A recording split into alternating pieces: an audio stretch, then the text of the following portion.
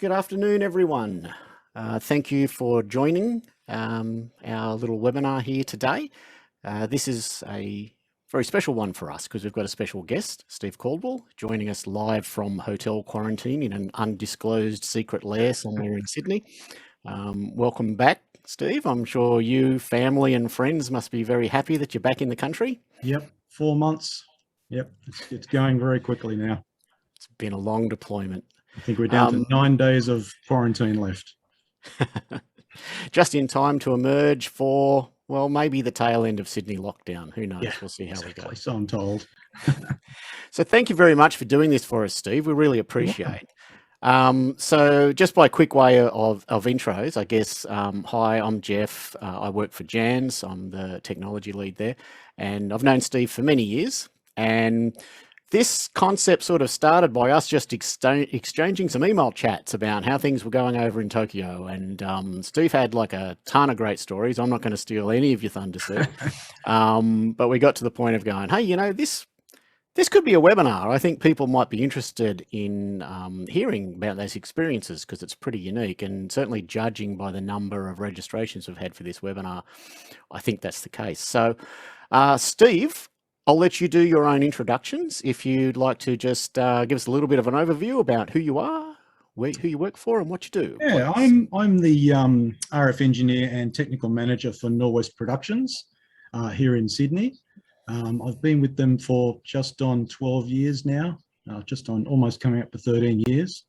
I basically do all the RF for the company. Any large events that need specialist RF equipment, either built or put into place or utilized or whatever. That's basically my job. I also run the tech shop for the company, do all the repairs on all the equipment. That's pretty much it, really. That's enough, keeps me busy. And Norwest have fast established reputation as being the large events, the Olympic ceremonies production provider, right? It's like, yeah, I've lost count of how many stripes do you have on your sleeve for Olympic ceremonies now? Well, it's every Olympics ceremony since 2000 except for Beijing. We've also done every single what is it, the other one, the Com Games. Sorry. Yep, we've also done every single Com Games since 2004. We've done a lot of overseas ones in Doha and things like that.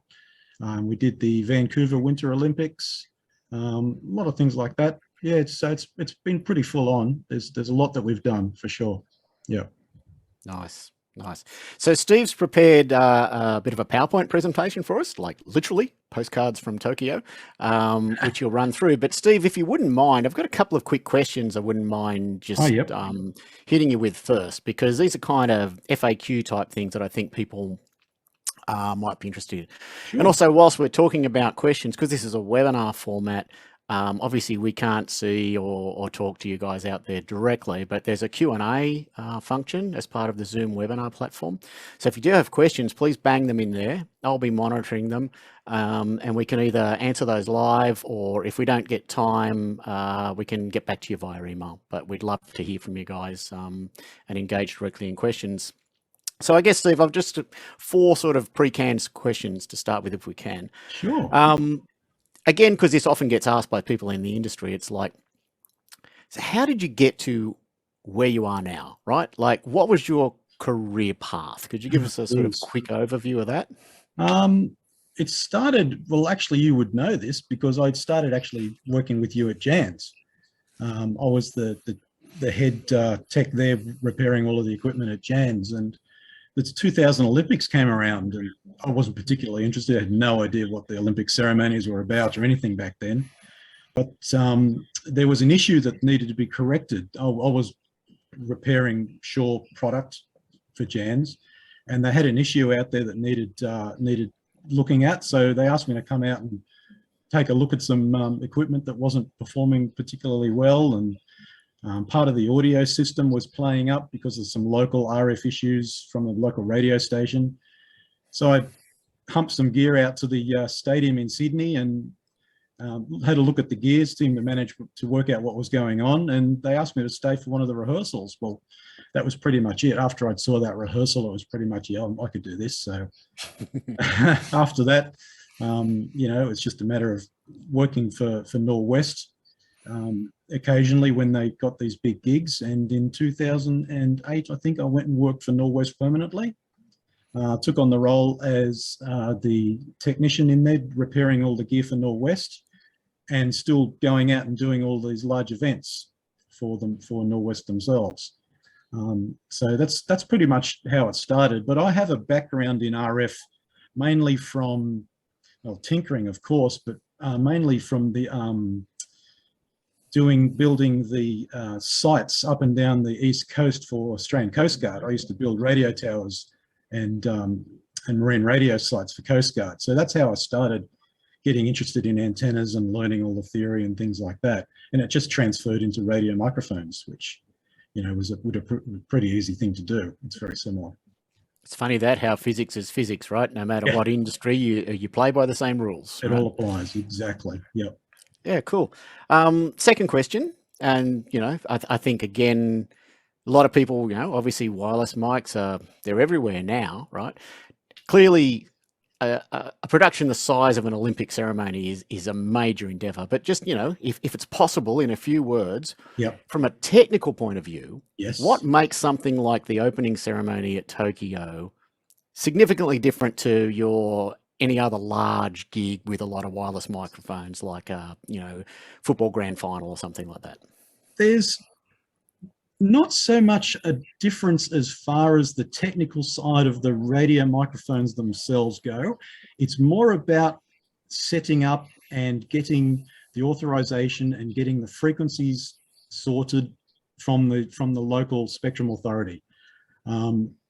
It's about gaining the trust of the local spectrum authority, finding out what rules and regulations they are imposing on you as a user for a ceremony. A lot of governments will give you a lot of special dispensation to use frequencies that you would normally not be able to use for any event in their country. But because the event is so large, they often allow you to use like a lot of military frequencies or things that are normally banned from public use. And it's a matter of just talking with the spectrum authorities, telling them what we need, what's going to work best for us, and allowing them to give us the use of special frequencies and things like that. Having said that, Tokyo was quite unique in the fact that we weren't allowed to use anything that would normally not be able to use anyway. So anything that we used was public frequencies anyway. They didn't allow us to use anything other than a few 50 megahertz frequencies for the Masscast FM. They were also very strict on the performance of the gear fitting their local specifications. As you probably remember from years ago, there were a lot of Japanese special bands and modulation schemes that were around that were specifically for Japan because of their quite a tight spectrum management system. So we actually had to fit into those as well. So at one point we had, it must have been a dozen people from the local spectrum authority actually in our rooms with our equipment testing for occupied bandwidth of the equipment. They didn't care about power, they didn't care about frequency, they were just interested in the occupied bandwidth of the equipment. And this is one of the things that's actually really well regulated in Japan. It's extremely tight. So as far as the equipment, using the equipment on a ceremony, yeah, it's big. Yeah, you've got to make sure everything's in the right spot, and nothing's going to influence you from another user and all that sort of thing. But the biggest problem is definitely dealing with the spectrum authorities and finding out what you're allowed to use and what you're not allowed to use. That's the big one for sure. Yeah, well, you kind of actually bled into my next question, so we'll mark that as a double, because I was going to ask about Okay. challenges dealing with an overseas regulator, right? Yep. So last question then, save the best for last. So this, Tokyo, big endeavor. Yep. There's this other thing going on in the world at the same time, right? We're in the middle of the COVID pandemic. I imagine that threw a few spanners in the works. Yeah, it certainly did. I can speak well from experience because I actually caught it while I was over there. Yikes. Yes, about 5 days or so after the opening ceremony, I got pinged for with a positive result. Absolutely no symptoms whatsoever, completely asymptomatic. So had no idea I had it. You know, didn't bother me at all. It was fine. Got chucked into the COVID hotel with a bunch of other people, all people from the ceremonies and athletes and officials and all that sort of thing. 10 days quarantine, 10 days isolation. At the end of the 10 days, they kick you out on your ass with your bags and bye-bye, see you later. No test, no nothing. So it was quite an interesting experience. I think one of the reasons they don't test is because apparently you can keep the virus in your body for up to 5 days. That will still trigger a test, even though you're not suffering from the virus or anything like that. It will still trigger a positive test. So it's just for giggles, the day that I got out of the isolation hotel, I actually went and got a PCR test, and it came back that afternoon negative. So I don't know how long I'd had it, when I got rid of it, but it caught me by surprise, that's for sure. But it is a big issue over there. There's it doesn't look to be an issue when you're out on the street in Tokyo. They're all wearing masks over there. Nobody's doing anything different. The trains are packed. There's people walking down the street. It's just like business as usual. In the stadium, it was a different matter. We had a lot of procedures and things that we had to follow as far as COVID goes. One of the big things, as you'll see in the presentation, was the issues that the IEM team had in doing distribution for IEMs and radio microphones. That was a huge operation as far as trying to minimize the COVID issues there. But yeah, we were subject to tests every fortnight. It started out, and then it was every week after that. So yeah, inside the Olympics ecosystem, it was a pretty big deal. It was a very big deal. I can imagine. Yeah, I can imagine. Yeah. Wow. So anyway, I guess without any further delay, do you want to take it away? Because you certainly got me intrigued. Okay. All right. Well, I've put together this. It's basically it's just a brief overview of the performance systems. There's a whole lot that goes into the RF for our ceremonies. There's communications, and there's uplinks and downlinks, and there's drones, and there's all sorts of things that use RF.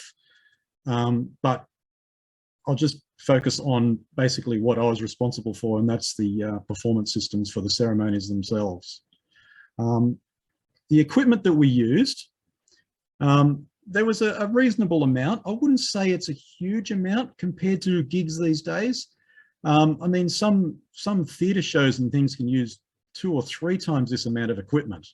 So it's not a huge amount as far as the quantity of the RF systems go.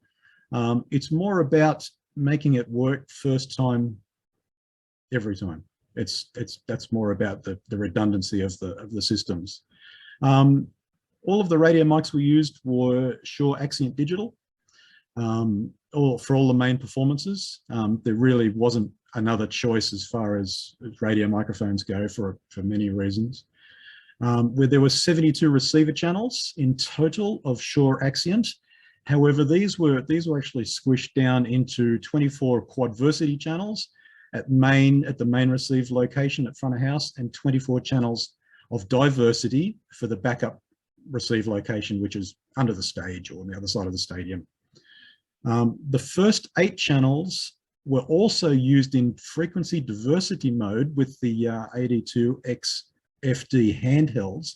However, not in a normal fashion as you would switch the receiver on the front to frequency diversity. The way we used them, because we had 2 duplicated receive locations, one of the transmit frequencies was tuned into the front of house receive position, and the other transmit frequency then sent its signal to the receivers at the backup position. So we did have frequency diversity in place as far as, sure, if the handheld frequency got hit, it would still survive. There will still be a second frequency, but it would come from a completely different receiver hardware and receiver position. The problem with using FD on a single receiver is if that receiver or that node or that part of the stadium loses power, you have lost your radio microphone. So by splitting it up between not only two receiver hardware, but two receiver positions, two different audio nodes in the audio system, we've got pretty good redundancy on the handhelds. Same for the packs. The packs, anybody who had a live microphone had a double mic'd headset, and that was fed into two different packs on two different frequencies, which would then actually feed two receivers at front of house and two receivers at the backup location. Because the tendency for headset mics to fail is a lot more than for a capsule on a handheld to fail. So they were backed up in many different ways. We also had 16 channels of Shure ULXD. These were used for the choreography shout microphones during rehearsals. Because all the rehearsals are done virtually, so to speak, all the cast wear FM receivers and they listen to the program and to the choreography through the receivers. They can do many different rehearsals at the same time. So basically the choreographers shout into these shout microphones, these ULXDs that we use, and they can go on all day and do rehearsals. We don't have to worry about handing out the expensive handhelds and things like that. You know, they use them with headset mics with the Shure push-to-talk switches and things like that. So that's what they were used for. We didn't actually use 16 channels. We only used about 8 of them, but they were there for the use anyway. Then we had 6 channels of the standard Shure UR system. These were used for a couple of reasons. The main reason is because their purpose was to back up the speech lecterns and the VIP microphones for the protocol segments. The protocol during a ceremony is extremely important. It's contractual. If it doesn't happen, you don't get paid, essentially. It's something that must go out. So all of the lecterns are backed up. They have the dual capsules, and one of the capsules is intercepted by a special RF pack that we use, which samples the audio and sends it to a receiver at front of house. Because once again, both of the capsules are being sent to the same node on the audio system, usually the node nearest the lectern position. If that node was to fail, you would lose both of your capsules straight away. So we have a third audio path through this RF that allows the audio to be received at a completely different node in the stadium, which is on a completely different power supply and all that. So if the power does go down at that node, we don't lose the audio from the lectern. It also allows us to listen to the capsules in the lectern long before the lectern's dragged out into position and plugged in, because it's switched on at the head of the show, and we can hear the audio through the capsules, or one of the capsules, right from the head of the show. So it gives you a bit of, a bit of a good feeling about the fact that when somebody walks up to that lectern, they're actually going to be heard, because you can hear what the capsules, what they're going to sound like. You can hear ambience and things in them. Same with the VIP microphone that, the VIPs speak into. It's all backed up. The reason for the UR is because the little devices that we designed and built that do this were built way back in 2010, I think, and UR was what we had. That was the system at the time. So they actually physically slide into this pack. So it's a physical thing more than anything. The other reason I like the UR is because it's still analog. With digital, when you lose digital, you lose digital. That's it. There's no warning. I mean, sure, you can look at the meters and get a rough idea, but if something hits it, it's gone. At least with analog, you get a bit of a warning, you get a bit of noise, and you can really tell from the audio that something's going to happen, and that's better than nothing. That's even a noisy lectern is better than no lectern at all. So that's sort of why we've stuck with the analog for that particular reason. It is only a backup, so it's very rare that we actually listen to that audio. So the fidelity of it, even though it isn't that of a digital system, it's more than adequate. It's more than adequate for a backup. What else did we have? That was about it. The IEMs, PSM 1000 all the way. 16 channels of transmit for the PSM 1000s. They were used for the high level talents, the headline talent performers, anybody who needed a specialized mix in their ears would receive one of the PSM 1000 packs to use. We also had 8-channel of Sennheiser 2050. They're for the level 2 performers, things like dance groups and things like that, who don't need personalized audio mixes, things like that. And then, of course, there's the 6 channels of FM broadcast for the mass cast, which is everybody else on the field of play. Basically, if you're giving them choreography cues and, you know, time zero program, things like that. We had, 64 P10R packs to hand out, 160 EK300 packs for the level 2s, and I have no idea how many FM packs were in use, but it normally, you know, numbers in the thousands. So that's basically the equipment that we used as far as the off-the-shelf gear. This is the front house receiver. Like, oh, sorry, go ahead. Yeah, sorry, mate. I was just going to say, just before you move on, there's a couple of questions come in. If you wouldn't mind, we might as well tackle those while you're in the section. So someone asked what headsets were you using on the performers? The double mic'd headsets we used are DPA 4066 and 4061, I believe. So the headset and lapel version of the same microphone, and they are Hellerman tied together in the headset so that they become one microphone, single windsock, but 2 actual microphones. So basically we can switch from one to the other. We often switch it up and put a cardioid like a 4088 in there, depending on the conditions. But I think they were on these all the way for this. So yeah, for DPAs. Cool. Anthony's also asked, and I suspect you're going to answer this a bit later on anyway, were there any other wireless audio devices in the venue you needed to coordinate with? Oh, yes, absolutely. Yeah, we'll get to that for sure. Get to that. Yeah. And David's asked, in resolving regulatory requirements for such a technically oriented scope, yep, how are the challenges of language translation handled? Not just Japan, but other countries. Are you multilingual, or do you engage translators, etc.? Yeah, it was difficult. There is a section in the presentation that goes about, you know, expands on the spectrum management and things like that. But yeah, it was difficult. Luckily, one of the people who worked for Habino, who is the audio company we worked very closely with for the ceremonies, she has excellent English language skills. Heidi Yuki, if you're watching. So she was fantastic. She was on board right from the beginning, you know, for years before this, and she was basically our translator for the whole thing, all the way right up to the end. So it was difficult. There was definitely challenges involved in the language barrier, and it's difficult too because the technical details don't translate really well either. A lot of other languages that I've dealt with over the years, like for instance in Rio, the technical details translate very easily, but in Japan it's quite different.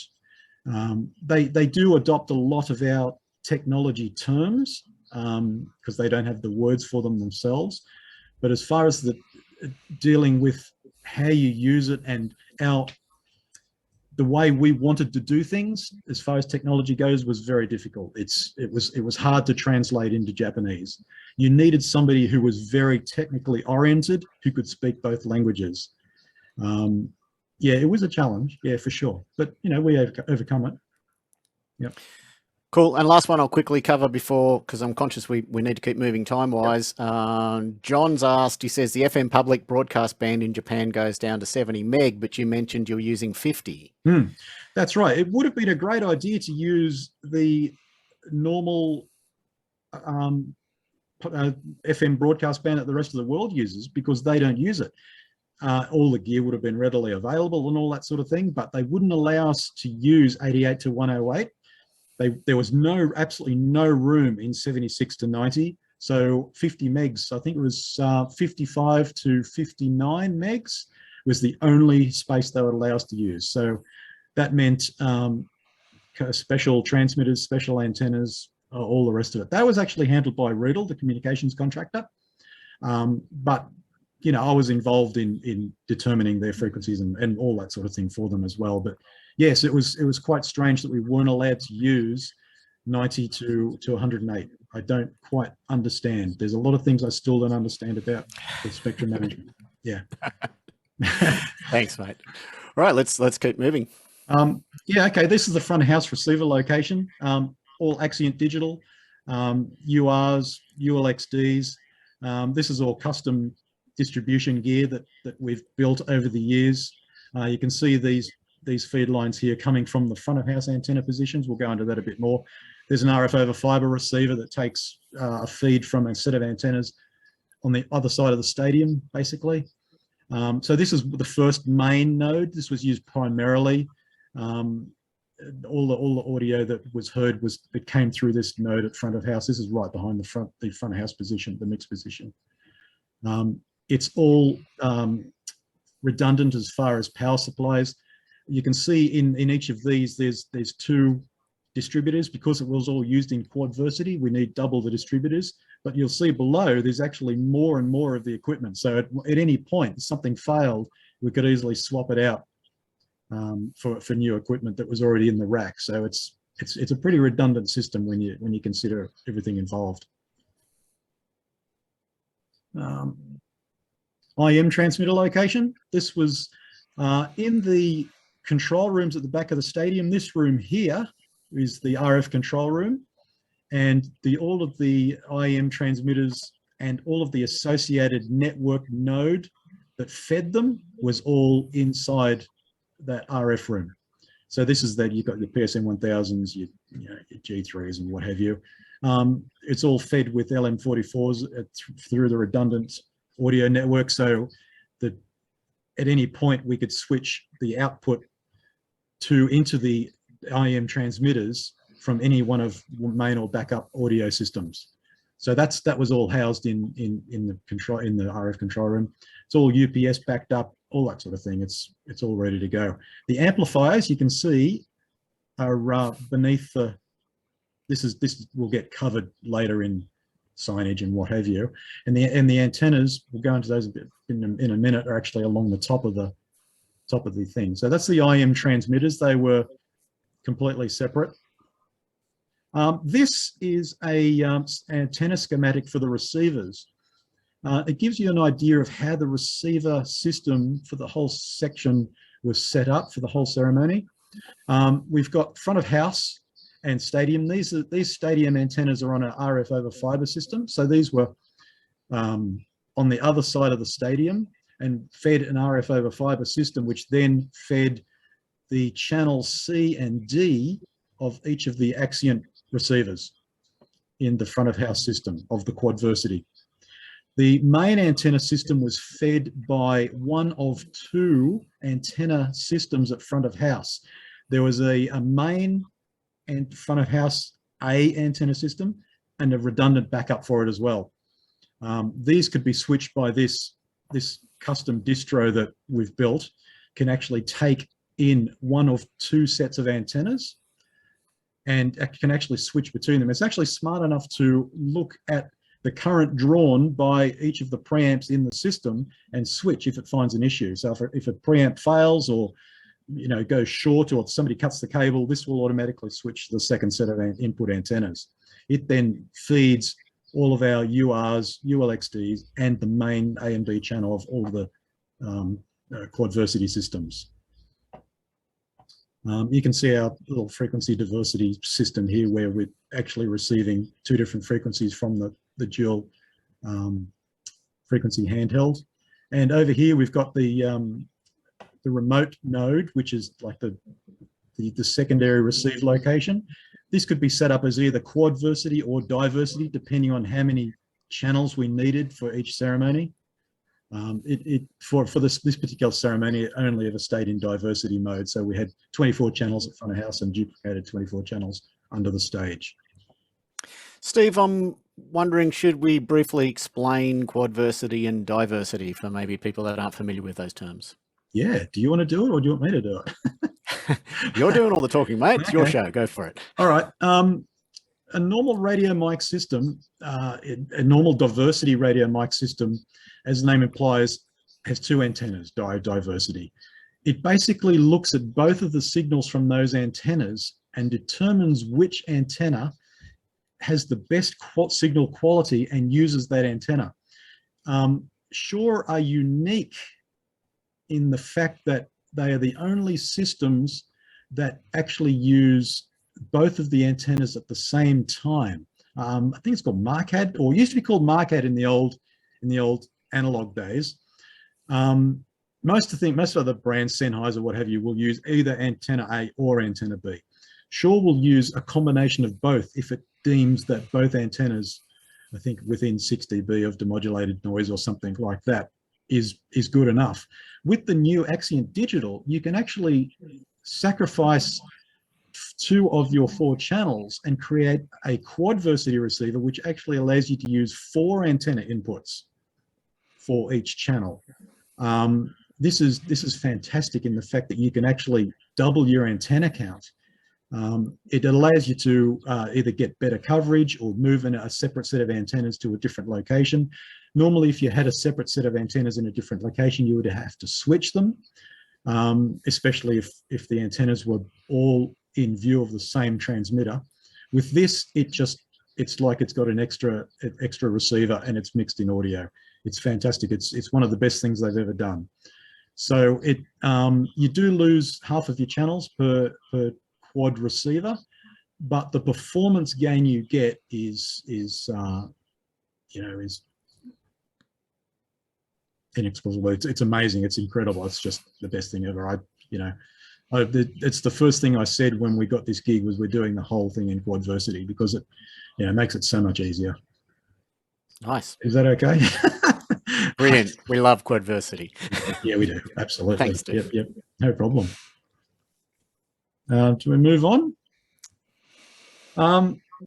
This is basically explaining a bit more of what I've just gone over, how the antennas are fed between all the different systems that we used. I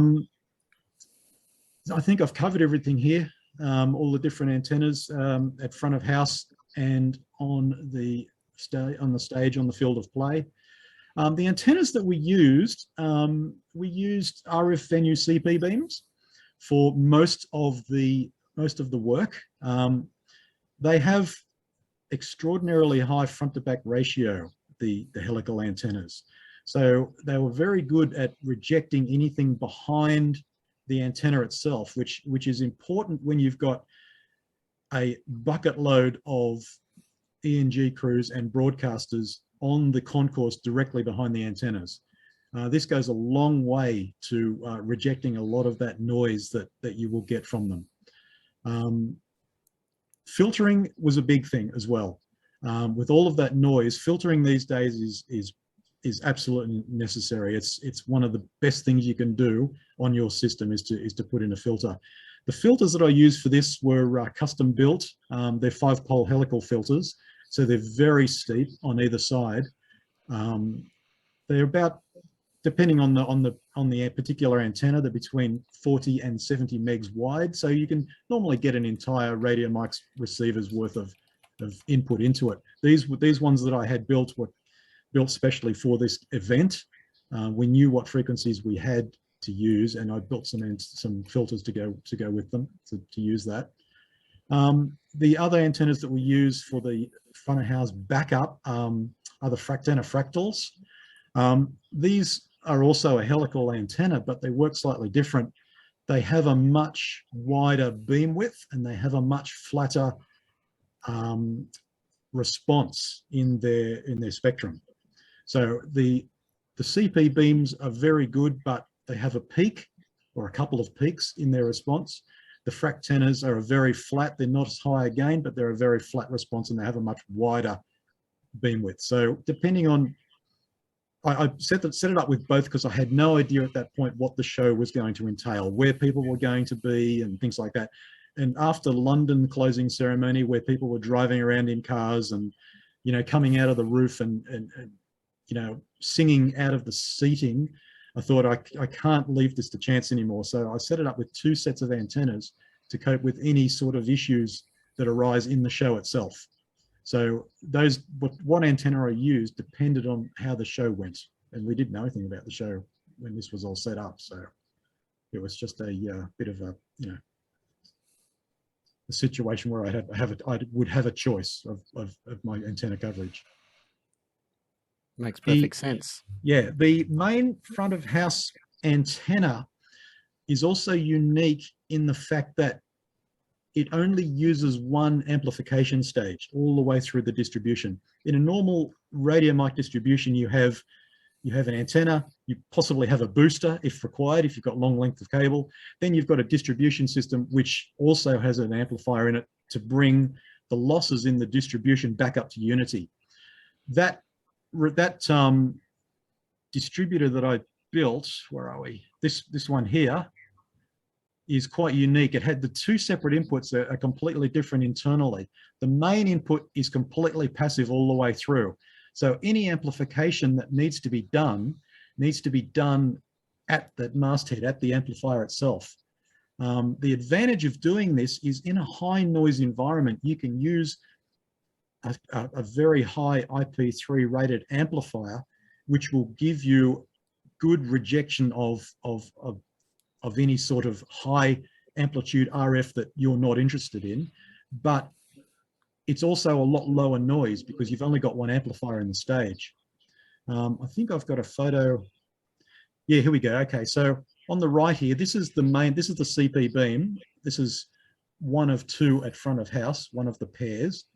And this is the amplifier that we use. This is a one that it's a Wizicom BAW, but it's a special one that Massimo has built for us. He built us 4.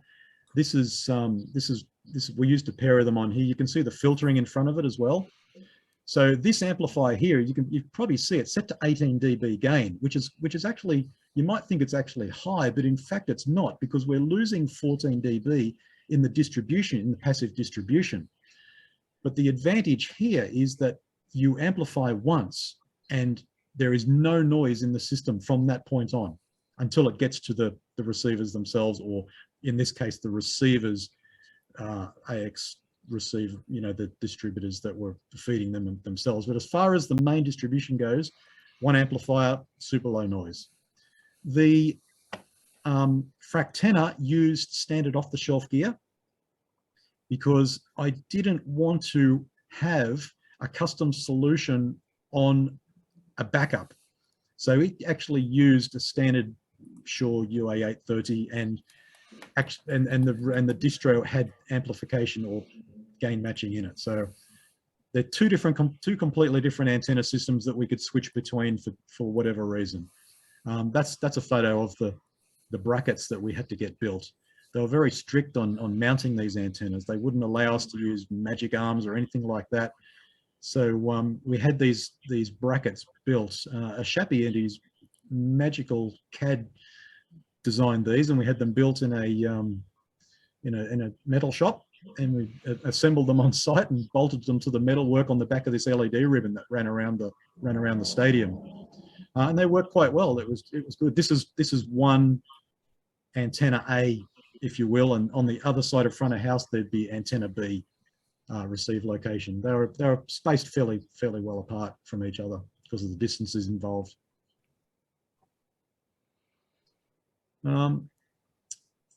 IM antenna distribution. The IMs were divided into 3 groups of 8 channels each. simply because, you know, a PA821 or anything like that likes to use 8 channels. So we use standard transmitters and standard PA8 short PA821 combiners, but from that point on, it's completely custom. Each of the 3 PA821s then feeds one of these RF amplifiers here. These are all custom units.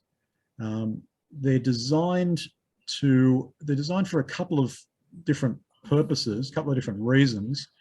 The main one is to make up gain. If in certain situations where you can't position your IM transmitters up near your antennas, you need to get the gain increased before it gets to the antenna in some way, because you'll lose it all in your coax otherwise. So these, even though they don't have a huge amount of power, they're rated at 30 watts each, but we don't use anywhere near that power. They have a huge amount of makeup gain. So the idea is these amplifiers are placed in a position close to the antennas, and then the gain of the amplifier is used to make up for the losses in the coax.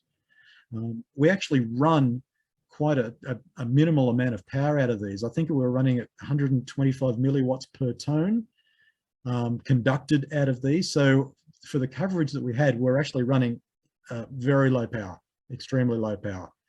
All the magic is basically in the antenna. You know, the antenna's high gain, so it does all the hard work for you. The other thing about these amplifiers is they're capable of looking at the return loss of the antenna itself.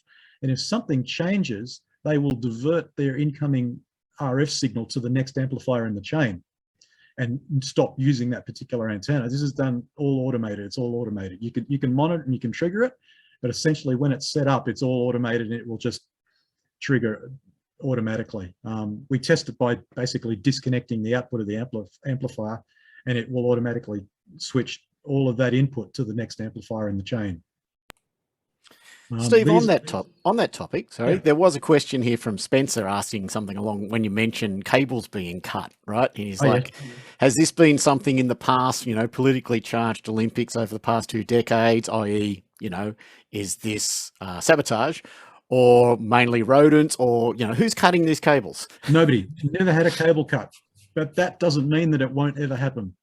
It's not so much the cable getting cut, because that's pretty hard to do with these feed lines. They're pretty thick. Although there is some of the cable trays that they run through are pretty retarded. You know, there's sharp edges and things like that. And it only takes one person to stand on a coax cable with a sharp cable tray edge beneath it, and that's it, it's gone. I've never had a cable maliciously damaged. I've never had a cable damaged other than by accident, and it's usually only burning and things like that. But it exists, the fact that connectors can fail. It exists, the fact that antennas can fail. Antennas can fill up with water, whatever, you know, but it's capable of looking at all of those situations and actually doing something about it. But as far as the cables themselves being sabotaged or anything like that, no, never had it happen.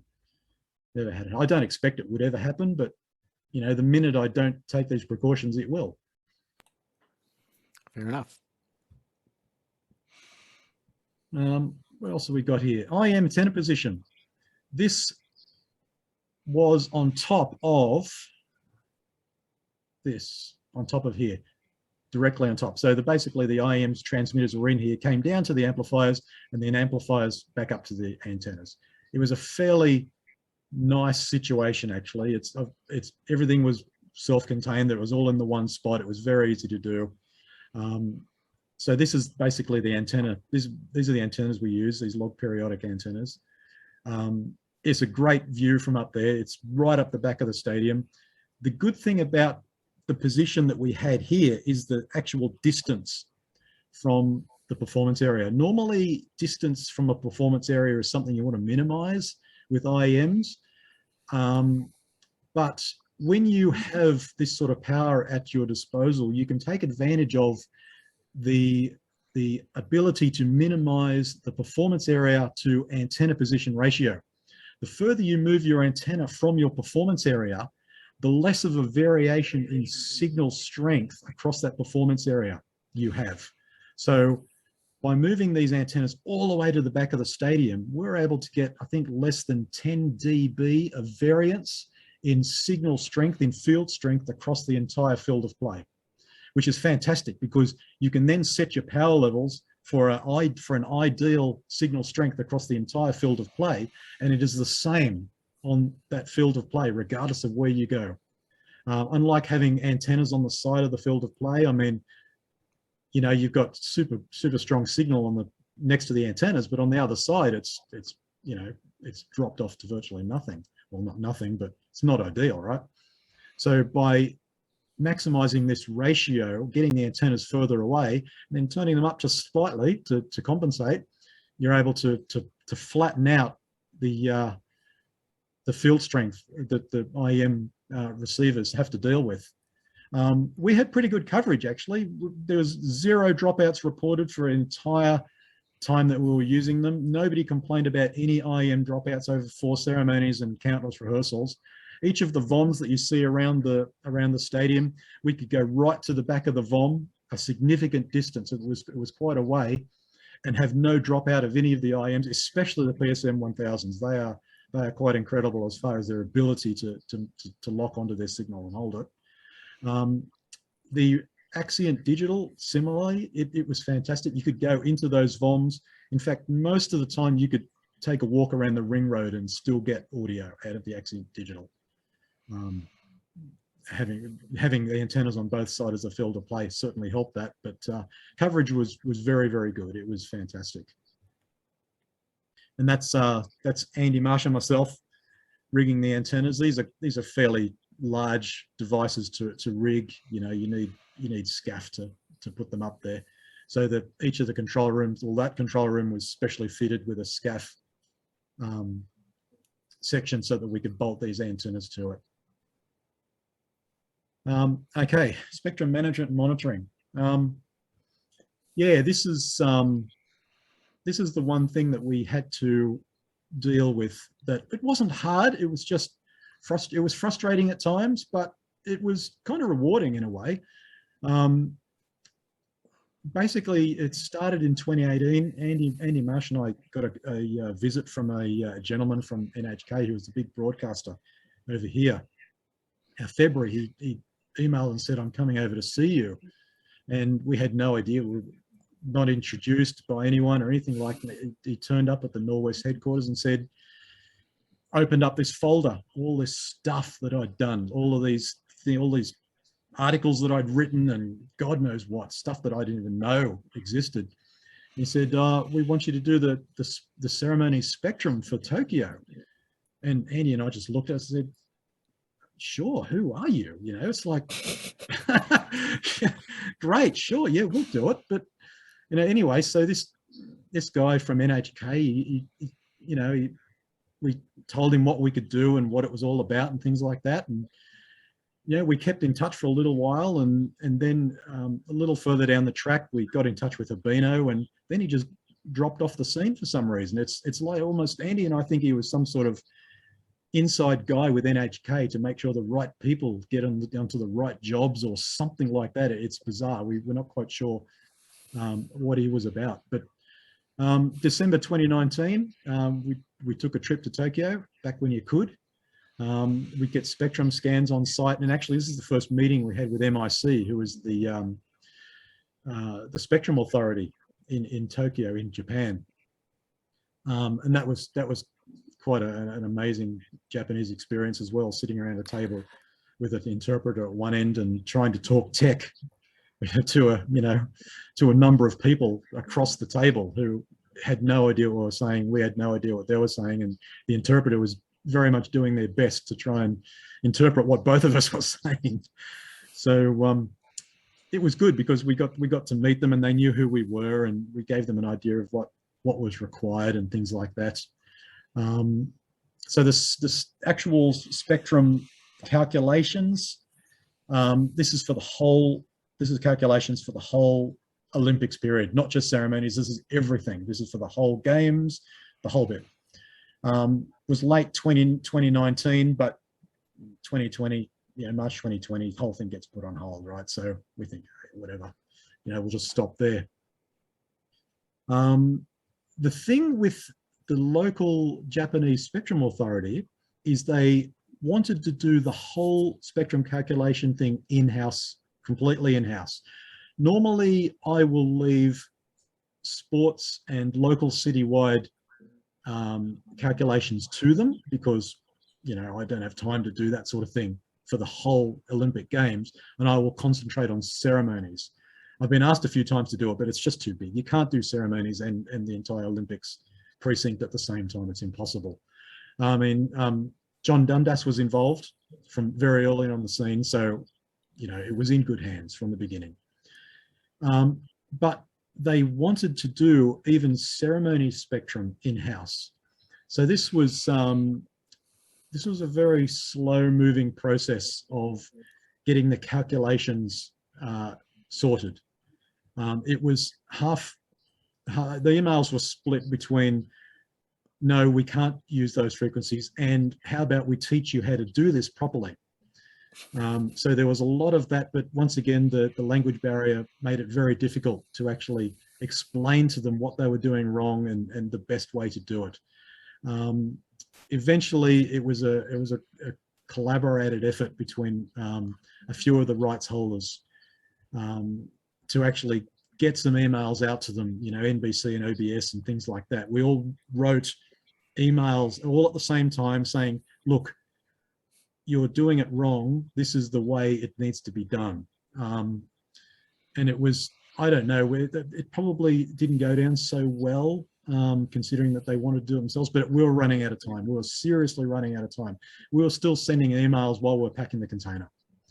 And we didn't have our final frequency list until, a week before I left.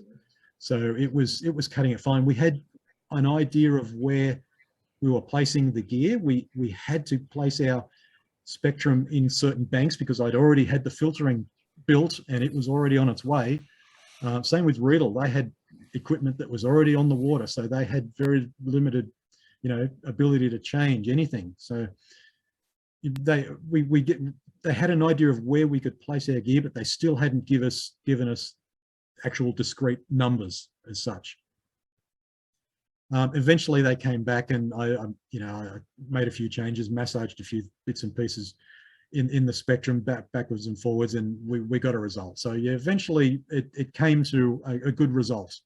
There were a few changes I had to make to the receive system in order to deal with a few of the frequencies that they've given us. They've given us a few frequencies that were just right on the cusp of one of the filters, things like that. But it was okay. It was a good result.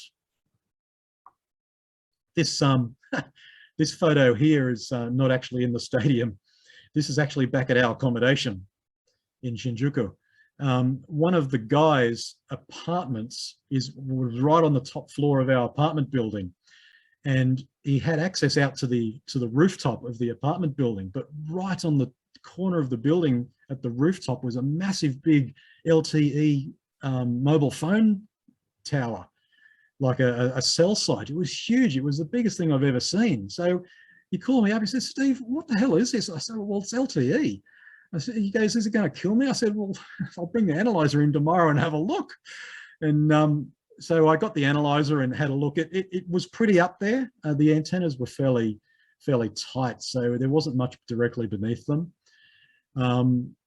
It was, I'd looked up some RadHaz charts, and I think it was the equivalent of making a phone call with a phone to your ear for a 2-week solid. I think that was the exposure if you were to spend that much time on that rooftop balcony. I mean, Chad's fine. He didn't suffer any damage. I mean, his eyes point in different directions and the smoke alarms go off every time he takes a piss. But, other than that, he seems to be fine. So that was one of the funny things about the spectrum management. The equipment is another thing. It's I took a shitload of equipment this time. Monitoring the spectrum on these big gigs is the key, and doing it in several different ways is also important. We didn't have, pardon me, we didn't have the luxury of a TDOA or any sort of direction finding equipment supplied by the spectrum authority this time. So I basically had to do it myself. I used all of the receivers that we had to do this. One of the main receive positions is this one here. This antenna here is just basically a disc cone in a radome. It's a DC to daylight type thing I call Fat Albert, and it follows me around everywhere. This was the main receive antenna that I had for monitoring the spectrum. It was very high. You could see the entire stadium. It could also see out directly behind it the entire stadium precinct as well. A little preamplifier on it, and it gives me 50 meters of radius from my receivers. So it was really good to have. The other receive position I had was at front of house. I also had another wind radio receiver down there on a computer that I could RDP into, and it gave me a different perspective. And the other equipment that I used was the radio mic receivers themselves. Obviously, I could only look in the parts of the spectrum that the filtering was covering and the radio mic receivers themselves were covering, but essentially that's all I was interested in protecting. The IEMs don't need protecting that much. The radio mics are the big ticket item. They were the things that needed protecting. So they were instrumental.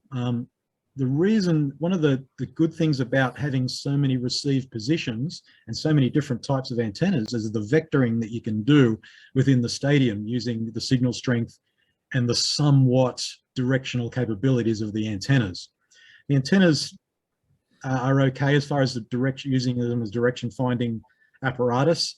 They give you a rough idea, but it's the signal strength vectoring that really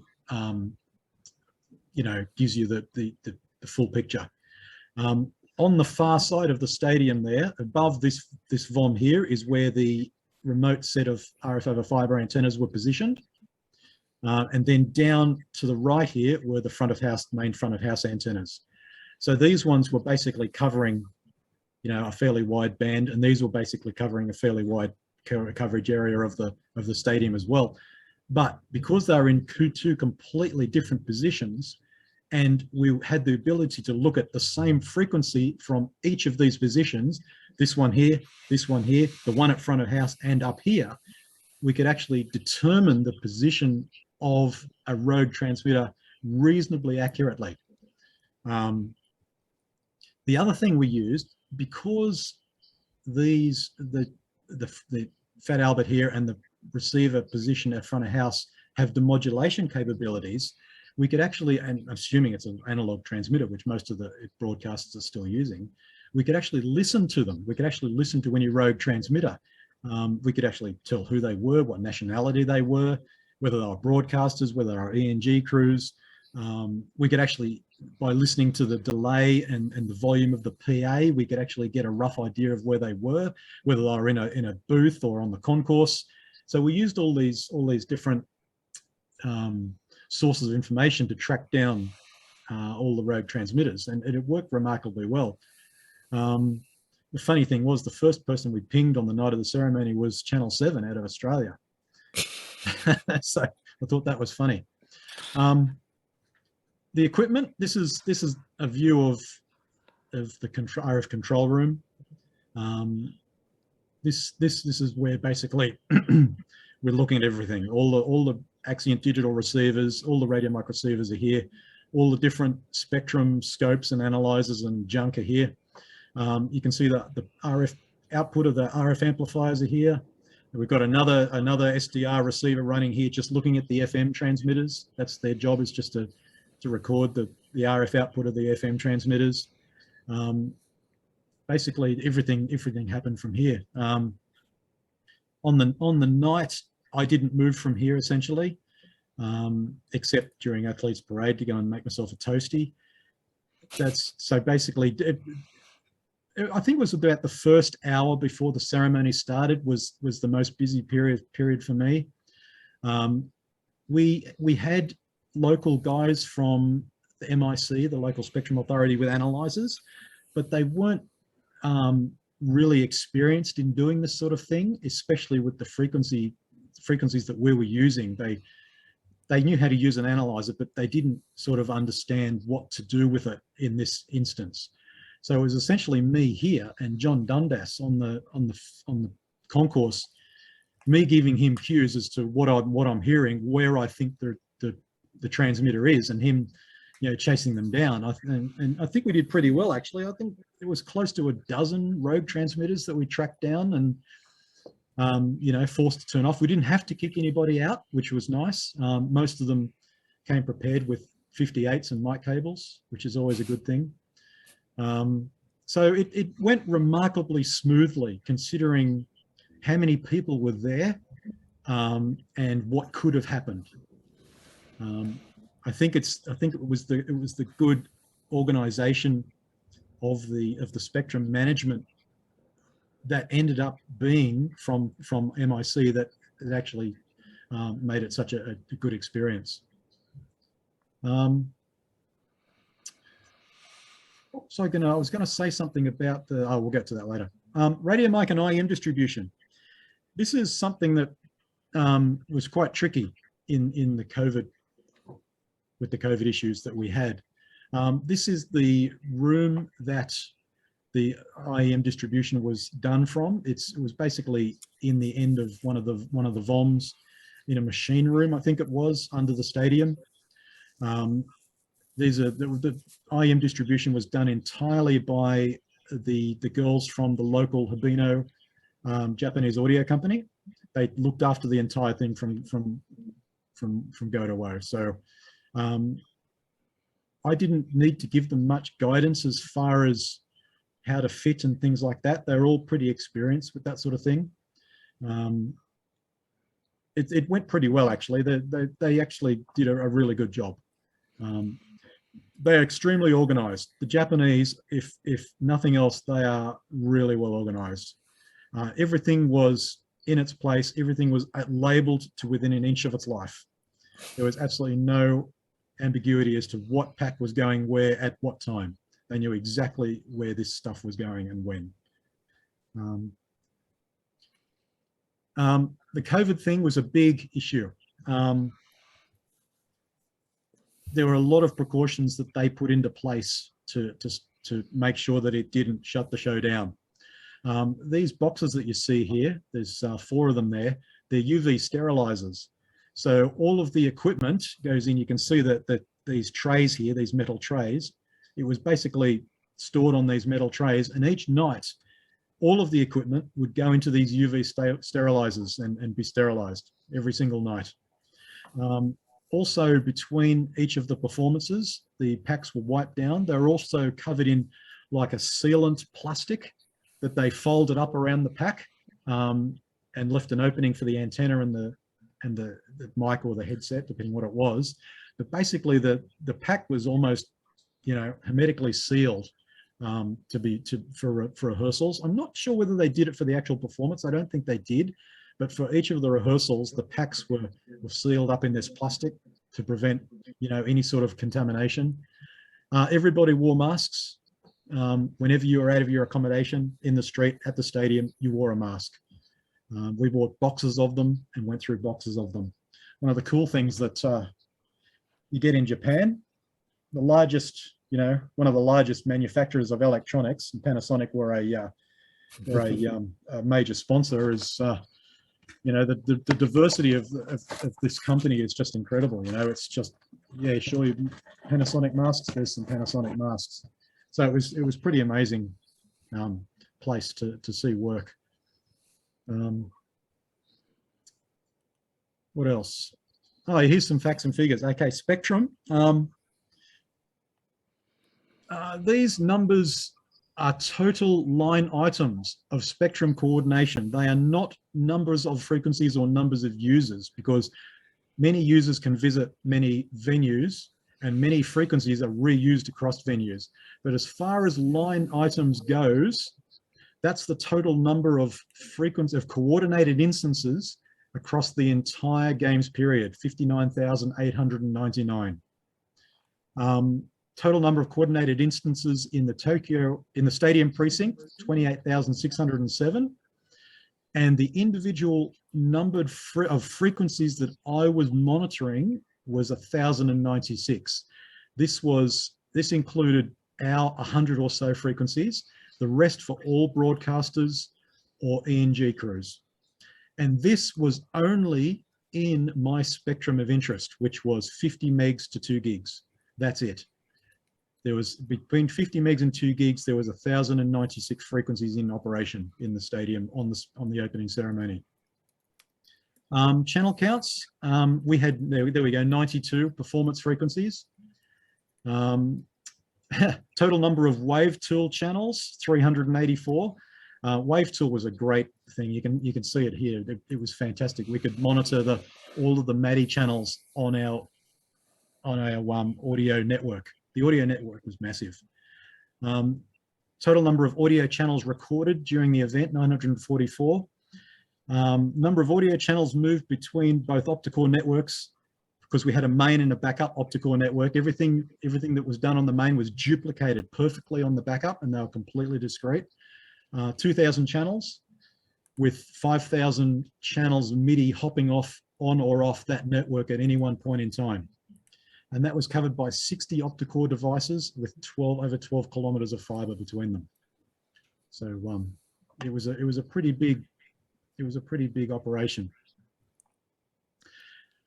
Here is our patch room and our patch master, John Watterson. There's nothing he doesn't know about at any particular point in time as far as the audio network goes. There's 6 4K screens, 2 broadcast feeds, and another CCTV feed. So you can virtually look at or hear anything anywhere in the stadium from this room. All of the optical network basically, I wouldn't say terminates here because it doesn't work like that, but is controlled from here. All of the audio recording is done here. We can listen to any number of any of the channels on any of the optical system we can monitor here. That's basically, this was basically the hub of the whole thing. So yes, he's seeking help, I hope. Working in Japan is pretty cool. It's a pretty cool place. It was hot, it was humid, and the sun gets up so early over there. It's unbelievable. It's amazing how quickly the sun rises in that country. A lot of patience is required to obtain anything official from Japan. They're very by the book. Everything is done, and it is done in time, in their own time. The good thing about it was getting to and from the stadium in Tokyo was fantastic. It is the transport system there is just incredible. You're not standing on the street for more than 40 seconds before a cab will come along. You know, getting the cabbies to go where you want them was another thing, but we managed to work that out. It was good. The people were fantastic. They were, you know, very gracious. The language barrier was a thing, of course, but we managed to work through it. You know, I mean, there were things that we ended up doing that made it easier. But this is the crew. This picture here is the crew that we worked with, the Albino and Norwest crew for ceremonies audio. They were great. They were really good. Some of these guys to work with were fantastic. There's more pictures of the crew. This is just us in front of a set piece that was used for Paralympics opening. A couple of the IM girls. This photo here I think this was taken just before opening ceremony, the main opening ceremony. I think they wanted to get a crew photo, and I was doing microphone IM walkarounds at the time as he'd come to the field of play. So I don't know, it was the middle of the day. It was so hot. We stood out in the middle of the field of play while they organised themselves. And, you know, you want some shade, go find a big Aussie, right? I mean, that was essentially it. Nice. And of course, the Tokyo experience was just on another level. I mean, this was my 8th trip to Tokyo, so I know what it's all about. But actually working in the country was pretty cool. It was great to actually see the other side of it rather than as being a tourist or something like that. I've worked over there before, but not this intensely. It was pretty good. There's a few things you have to do as a rite of passage. Akihabara is one of the places that I could not leave alone. I mean, I've been going there since, I don't know, 2007, I think it is, and it's just the most amazing place. There's a couple of the propeller hat, and I don't know, this place we visited on almost the very last night we were there. It's I don't know anybody who has watched Lost in Translation, but that's the New York bar on the 53rd floor of the Park Hyatt in Shinjuku. That's the bar that's in the movie a lot. So it's an amazing, it's a really good view up there. And I think that is it. That is it. Nice work, Steve. Nice work. We are a little over time, so there's a couple of questions coming in. Maybe we'll just quickly bash a couple of those out, but Sure. I think for the rest we may have to respond via email. So apologies if we haven't got to everyone's question. One that I think is probably worth a quick comment on was, how did you manage the batteries for all those RF devices? Well, all of the PSM 1000s and Axions were all on rechargeables, the whole lot. So that wasn't an issue. They had a, I don't know, a 26 AU rack full of chargers, more Axient chargers than I've ever seen anywhere in my life. So that wasn't a problem as far as that goes. The IEMs, AA's were provided by Panasonic. So we had plenty of AA's. They replaced the batteries after each show. They liked to test the batteries after each show and segregate them into piles. One of the issues was when they do the testing for the batteries, they don't test them under load. So as you know, with an AA battery, it drains out. You leave it sit for a while and you put it back in something and it works for a little bit longer, for a small period longer. That's the problem with testing the batteries, is your multimeter will register a full battery when it actually isn't. So we sort of had to educate them in the fact that they can't use old batteries, regardless of what they measure, in a piece of equipment again. Once they've been used, that's it, they've been used. Your multimeter won't tell you the full story. So once we got over that hump, it was fine. I mean, the AA batteries situation, yeah, they were all recycled, so there's no issues there. We made sure they're all recycled. But majority of the time with the PSMs and the Axients, it was all Shure rechargeable gear. Yeah. Nice. Well, thanks a lot, Steve. That's been awesome. I've really enjoyed this presentation, and there's been a few comments from people popping up saying similar things. So we really appreciate you taking time. Yeah, hopefully this has helped pass some of your isolation. Yep. 9 days to go. Yeah, not counting, right? Yeah. So if there are other people with burning questions, Yes, what's a good way for them to contact you? Send them to I've got a Gmail account, jugplug@email, JUGPLUG, as in an IEC plug. Yeah, send them to there. I'd be more than happy to respond. I've got plenty of time to do so.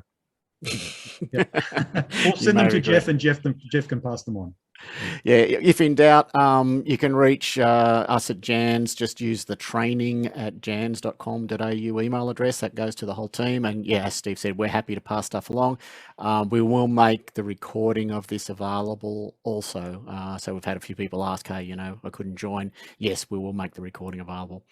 With that, Steve, thank you. I really do need to pull the plug because we're got another one we're supposed to have started 14 minutes ago. I hope they're hanging around. Okay. Thanks, mate. Stay safe. Don't pick up COVID for a second time around. I'm sure that's a bad idea. Not going to do that. All right. Thank you. Thanks, See you around. See everyone. Thank you.